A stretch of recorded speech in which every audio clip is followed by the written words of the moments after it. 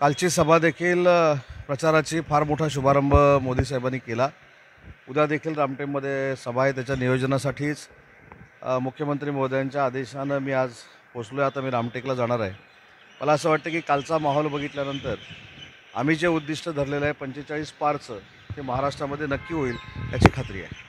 हे स्वतः पंतप्रधान महोदय आहेत, गडकरी साहेब राहतील, सगळे नेते मंडळी राहतील, मुख्यमंत्री महोदय राहतील, दोन्ही उपमुख्यमंत्री महोदय राहतील। मला असं वाटतं की आमचा जो सामना आहे तो उबाठाबरोबर नाहीच आहे, त्याच्यामुळे त्यांच्यावर टीका करण्याची काही आवश्यकता नाही।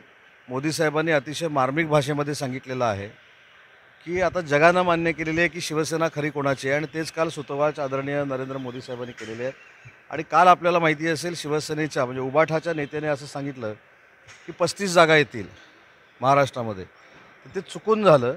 त्यांना असं म्हणायचं होतं की भारतामध्ये आमच्या 35 जागा येतील, त्याच्यामुळे त्यांच्याकडे काही लक्ष द्यायची आवश्यकता आहे असं मला वाटत नाही। नरेंद्र मोदी साहेब 4 जूनला पुन्हा एकदा देशाचे पंतप्रधान होतील, ही काळ्या दगडावरची रेघ आहे।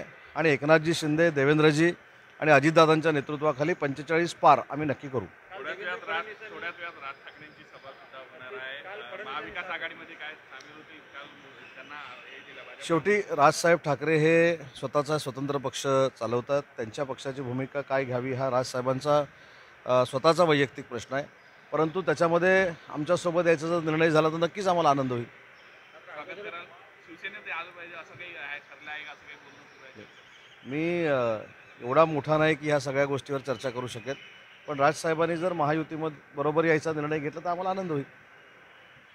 अगोदरच 3 पक्ष आल्याने कुठेतरी सीट शेअरिंगमध्ये वादविवाद थोडेफार पेचीत दिसले, त्यामुळे राज ठाकरे पुन्हा आल्यानंतर अजून सीट शेअरिंगमध्ये काय अडचण होईल? लोकशाहीमध्ये ज्यावेळी अलायन्स होते त्यावेळी जागा वाटपावरनं पाठीपुढं होत असतं। महाविकास आघाडीमध्ये पण आपण बघितलेलं आहे। महाविकास आघाडीच्या प्रदेशाध्यक्षांनी तर स्पष्ट सांगितलेलं आहे, आजही मी नाराज आहे। त्यामुळे तशी काही परिस्थिती आमच्यामध्ये नाही आहे, आमच्यामध्ये सगळं व्यवस्थित आहे। तिन्ही नेते एकमेकाशी समन्वय साधून निर्णय घेतात, त्याच्यामुळं अशा पद्धतीची कुठेही संधी विरोधकांना मिळेल असं कृत्य आमच्याकडनं होणार नाही। थँक्यू।